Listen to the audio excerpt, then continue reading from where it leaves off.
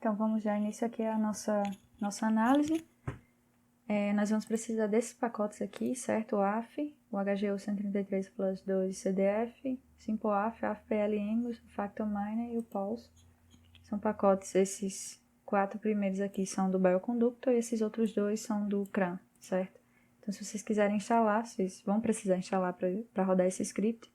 Vocês descomentem essas duas linhas aqui e aí vocês instalam esses pacotes. Bom, a primeira coisa que a gente vai fazer, para facilitar a vida de vocês também, para não ter erro de importação, a gente vai criar um projeto aqui, certo? Novo projeto, novo diretório.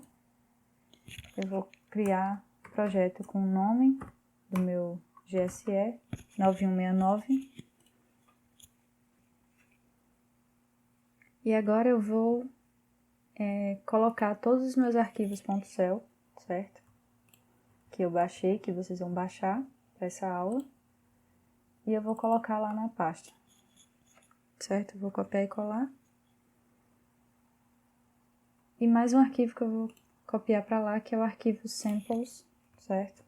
Que é o arquivo de anotação do nosso experimento. Então, nós temos os arquivos .cel já na pasta de trabalho da gente e o arquivo samples. Então, são esses dois arquivos que a gente vai precisar para fazer a análise. É uma coisa aqui importante, o que é esse arquivo samples, né? Esse arquivo samples é um arquivo de anotação que ele diz para qual... ele faz uma anotaçãozinha para cada uma das amostras do nosso estudo. Então, de onde é que eu tirei isso, certo? Eu tirei lá da página do GSE. Então, simplesmente copiei e colei num outro arquivo.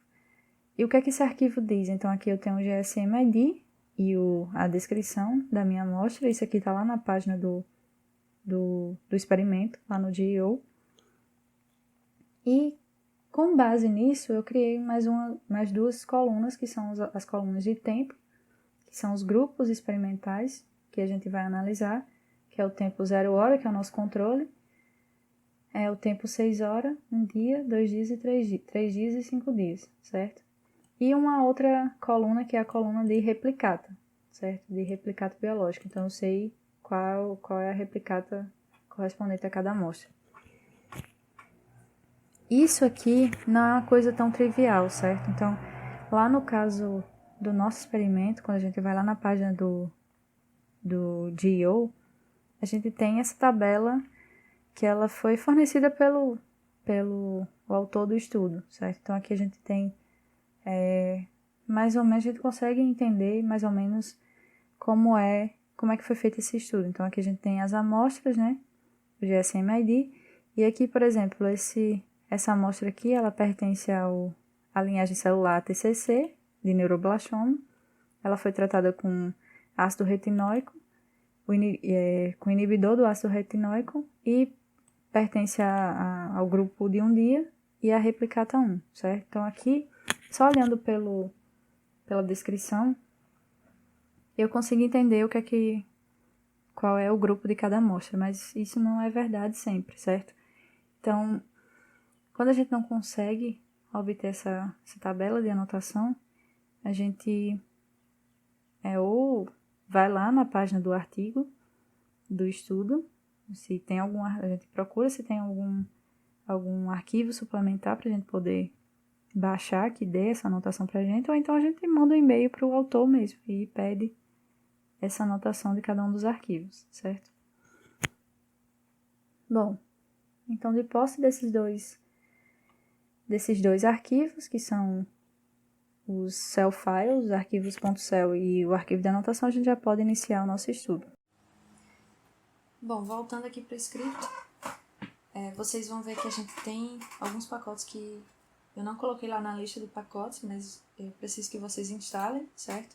Então, nós temos aqui 4 pacotes que são do Bioconductor, o AF, SimpleAF, AFPLM e esse HGU 133 Plus 2. E nós temos ainda 2 pacotes que são o Pulse e o FactorMiner, que são do CRAN, certo? Então, vocês podem instalar esses pacotes, é só vocês descomentarem essas duas linhas aqui e rodarem essas duas linhas. Então, vocês podem fazer isso e podem instalar. Então, depois que vocês instalarem, a gente vai carregar aqui os pacotes.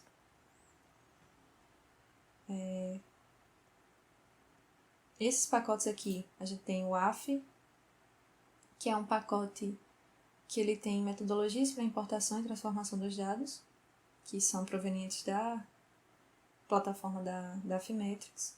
A gente vai usar a plataforma AGPL 570, que corresponde a essa plataforma aqui, que é a HGU 133 Plus 2. Como eu falei para vocês, ele tem esses arquivos .cel, que está lá na pasta de trabalho da gente já. E para que a gente consiga mapear esses arquivos .cel, ele precisa de um outro arquivo, que é o arquivo CDF, que é o arquivo que contém as anotações de quais são as localizações de cada uma das sondas no chip. Então, é esse arquivo que faz esse mapeamento entre as sondas do chip e os valores de intensidade. A gente tem esse pacote SimpleAF e o AF-PLM, que são os pacotes que têm funções para controle de qualidade, e a gente tem esses dois pacotes aqui, que é o FactorMiner e o Pulse, para a gente usar na parte de PCA, certo? Então, primeiro, certo, a gente vai ler esses arquivos .cel com a função readAF. Ele vai demorar um pouco, mas agora leu. Então, se vocês tiverem com os arquivos .cel em uma outra pasta, que não essa pasta de trabalho de vocês, vocês podem especificar isso usando o argumento cellfile.path, ok? E aí vocês colocam o caminho para onde esses arquivos estão. A gente vai ler o arquivo de anotação do metadado, certo? Eu estou chamando aqui samples. Então tem aquelas informações que eu falei para vocês: GSM-ID, description, o grupo experimental e a replicata. Aqui eu estou atribuindo os nomes das amostras para o meu objeto raw, certo? Que não é necessário, mas só para a gente ter uma ideia melhor quando a gente for fazer os gráficos. Então, o que a gente vai fazer agora é a avaliação da qualidade dos arrays, a qualidade técnica, certo? Depois a gente vai ver, vai fazer uma avaliação da qualidade biológica das amostras. Então, primeiramente, com relação a essa parte técnica, vamos criar aqui alguns gráficos que eles vão mostrar a distribuição das densidades, aliás, das intensidades de expressão de cada uma das amostras. Então, com a função hist, a gente cria um histograma de densidades.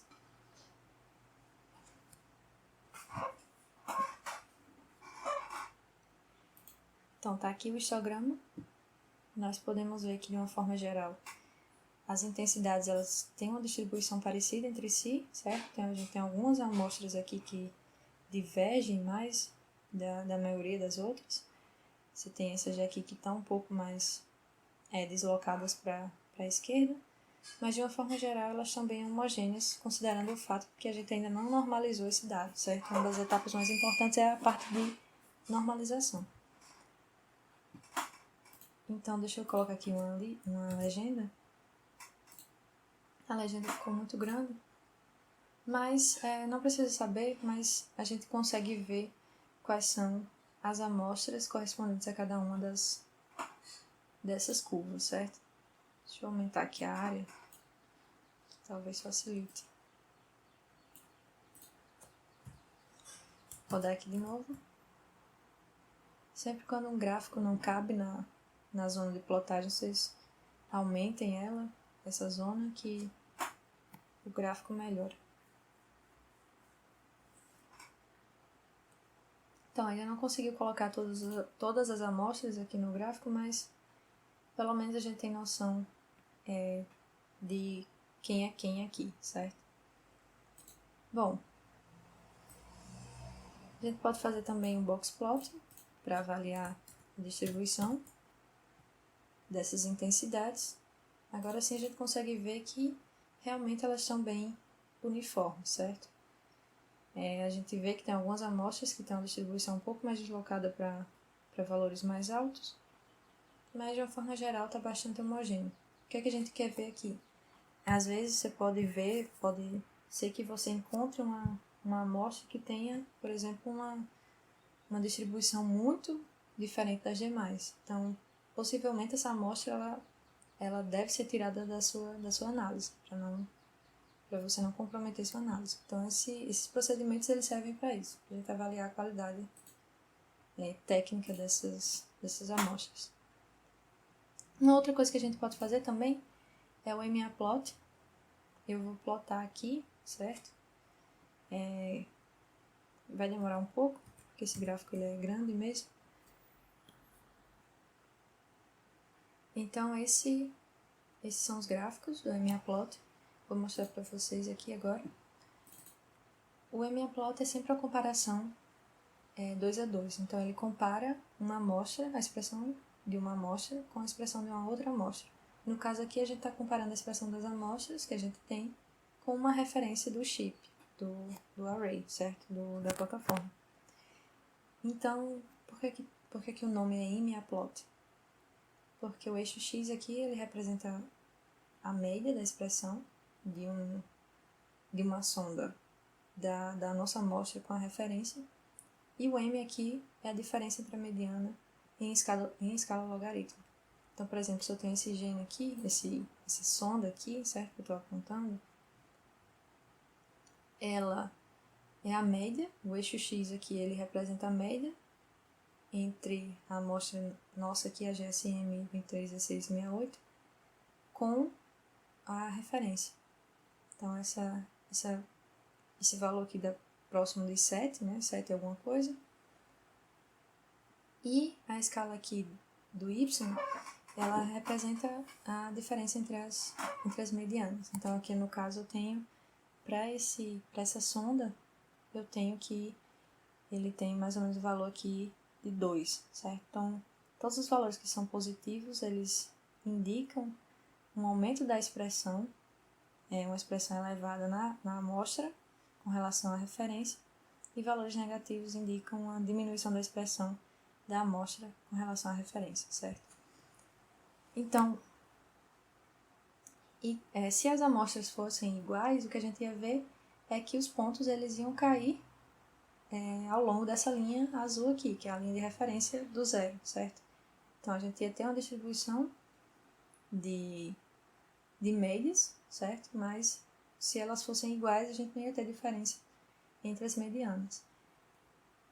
E essa linha vermelha aqui, ela indica uma regressão local, certo? Então, como esse dado ainda não está normalizado, a gente vai fazer o processo de normalização e vai fazer de novo o MAplot, e aí vocês vão ver que o processo de normalização ele consegue estabilizar a variância e essa linha vermelha ela fica próxima à linha azul.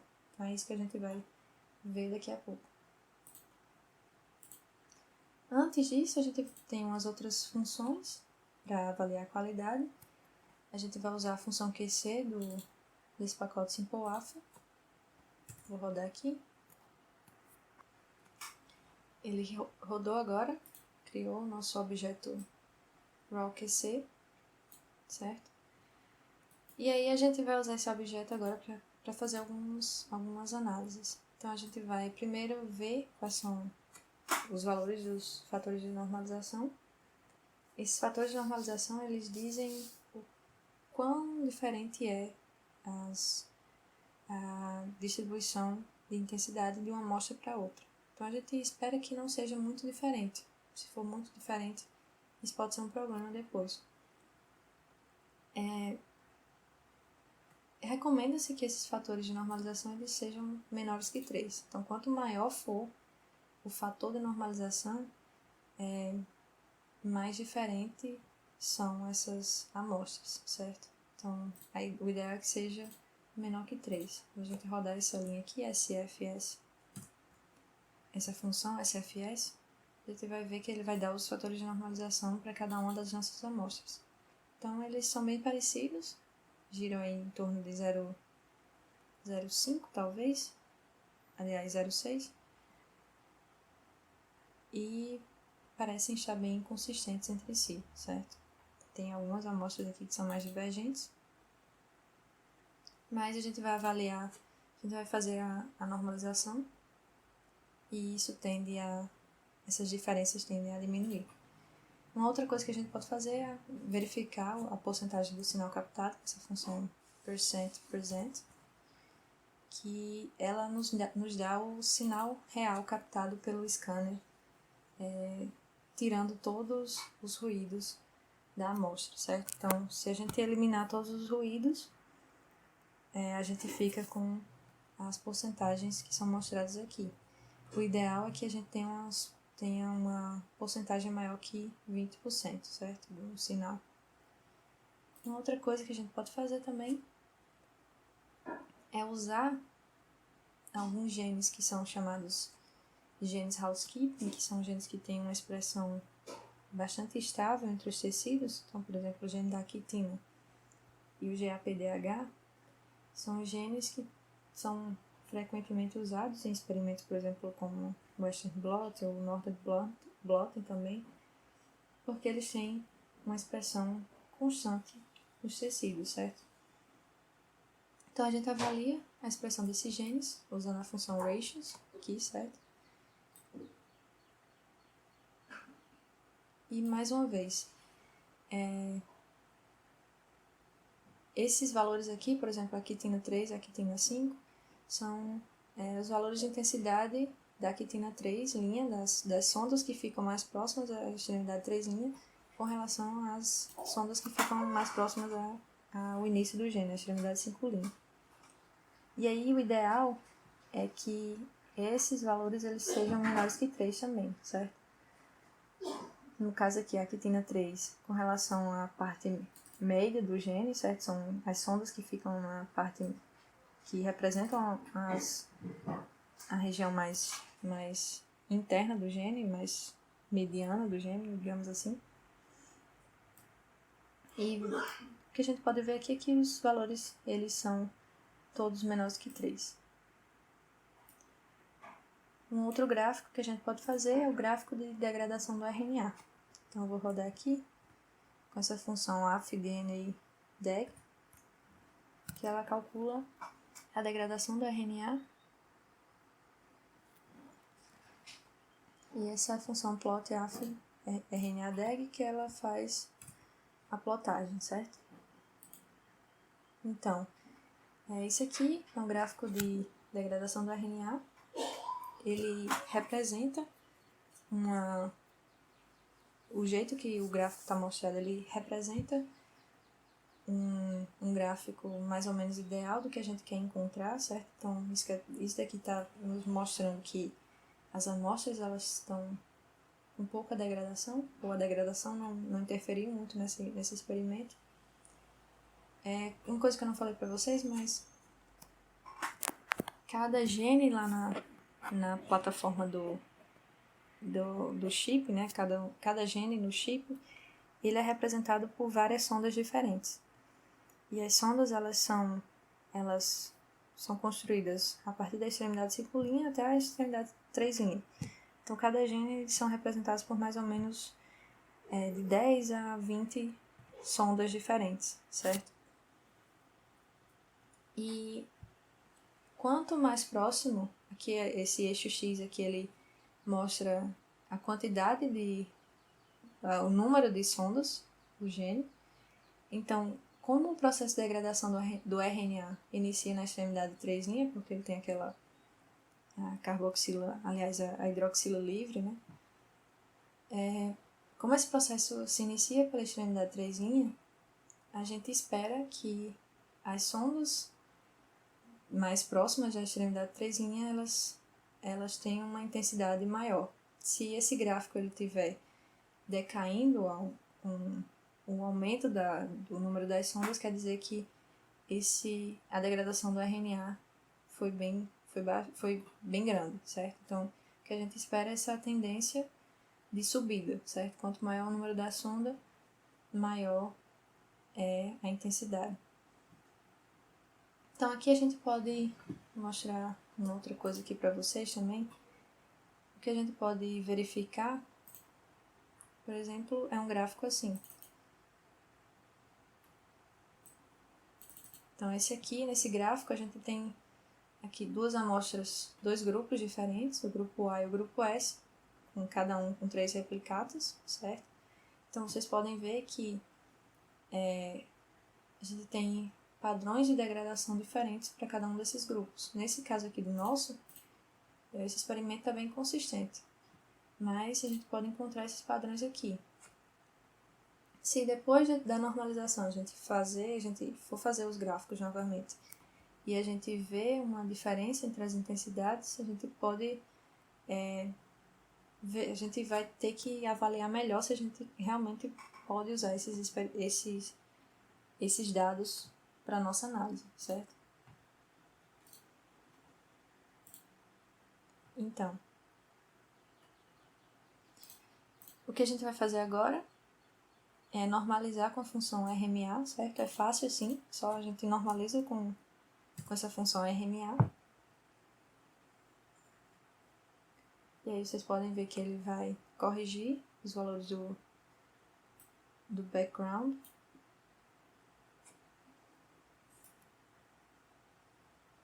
Ele vai normalizar e calcular a expressão. Então, se a gente fizer agora o MAplot com os valores normalizados, deixa eu aumentar aqui a margem.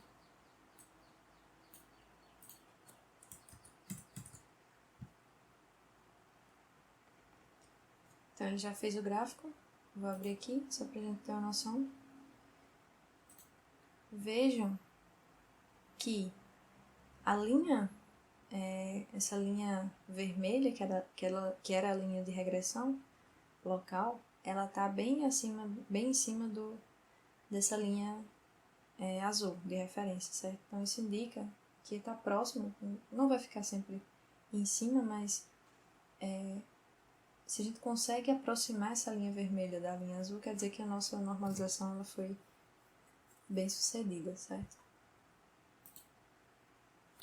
Eu vou fazer aqui o box plot, só para vocês verem também como agora a gente tem valores de distribuição de intensidade bem semelhantes entre as amostras, certo? Então, a partir daqui é que a gente vai fazer a análise de expressão diferencial. Então, a gente tem, a gente fez, deixa eu diminuir aqui, a gente fez a normalização com essa função RMA, certo? E agora a gente vai obter a tabela de expressão com essa função EXPRS, certo? Essa função é do pacote AF. Então, a gente rodar aqui, a gente vai ter a tabela de expressão em si, certo? Essa tabela de expressão, na verdade, é uma matriz. Então, aqui a gente tem as amostras nas colunas e aqui a gente vai ter as sondas. Os nomes das linhas, os row names, são os nomes das sondas, certo? Então, o que a gente vai fazer depois é mapear essas sondas para um gene. Vai criar um dicionário onde a gente tem para cada gene as sondas que mapeiam para ele. Então, nós fizemos a avaliação da qualidade técnica das amostras, agora nós vamos fazer a avaliação da qualidade biológica dessas amostras. O que a gente quer ver nessa parte é se as amostras, se as replicadas que nós temos em cada grupo, elas são consistentes entre si ou não. Para isso a gente vai usar a PCA, certo? Que ela calcula as componentes principais em um dado de expressão, por exemplo, e nos retorna quais são as dimensões que explicam a maior variabilidade do dado. Então, a gente tem a componente 1, que explica a maior variabilidade, a dimensão que explica a maior variabilidade do dado, componente 2, que explica a segunda maior variabilidade do dado, e assim por diante.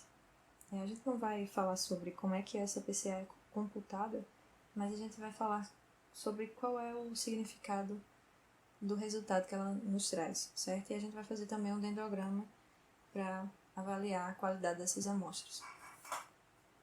Então, para calcular a PCA, primeiro a gente calcula a transposta da matriz, certo? Então, aqui eu tenho a nossa matriz de expressão com a função t, ela calcula a transposta da matriz, que é a transposta. Então, o que era linha virou coluna e o que é coluna virou linha, certo? Então, faz a inversão de linha para coluna. Eu não vou abrir aqui porque com certeza eu vou travar o meu R se eu abrir um objeto com muitas colunas. Então, fica a dica aí, não façam isso. Para calcular a PCA, eu vou usar essa função PCA do pacote FactorMiner, certo? E aí eu passo minha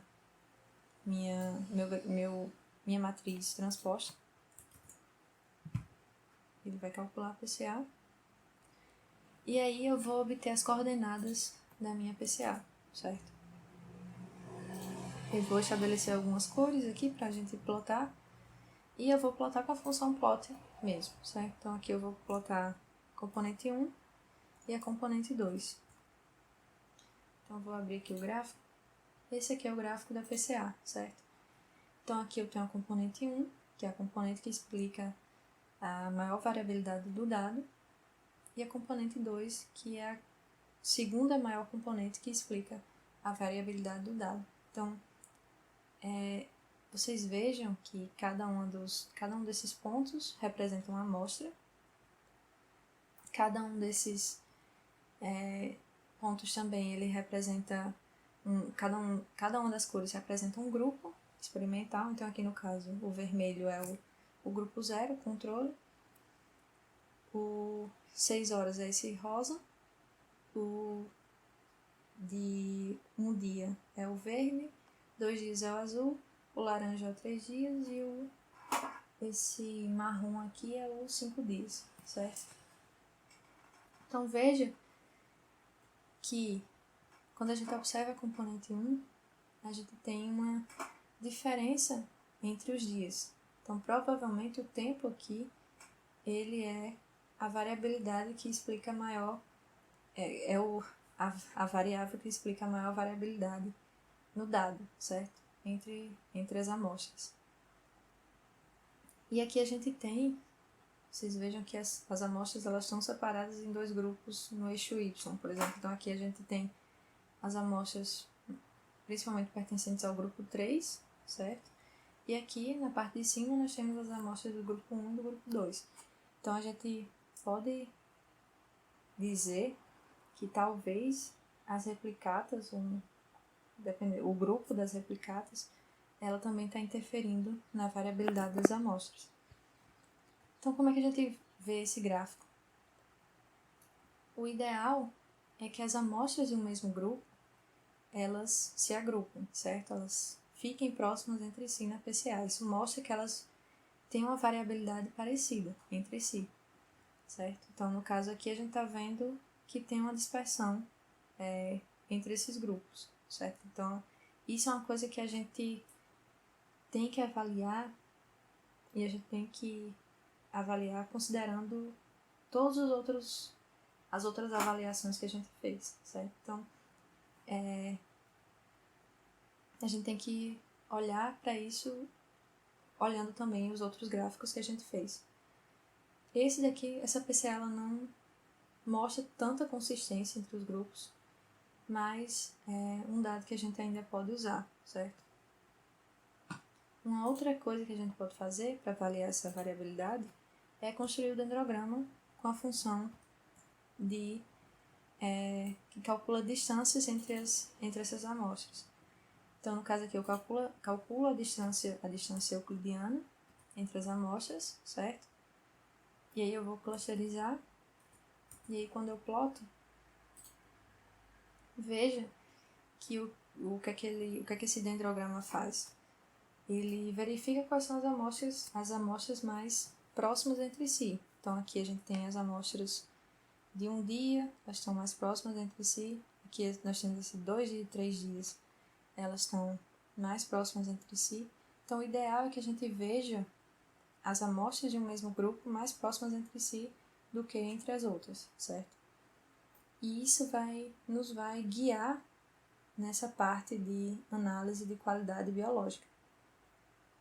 O ideal mesmo é que a gente tenha grupos bem próximos entre si, mas isso nem sempre vai ser possível, principalmente quando a gente não tem um dado que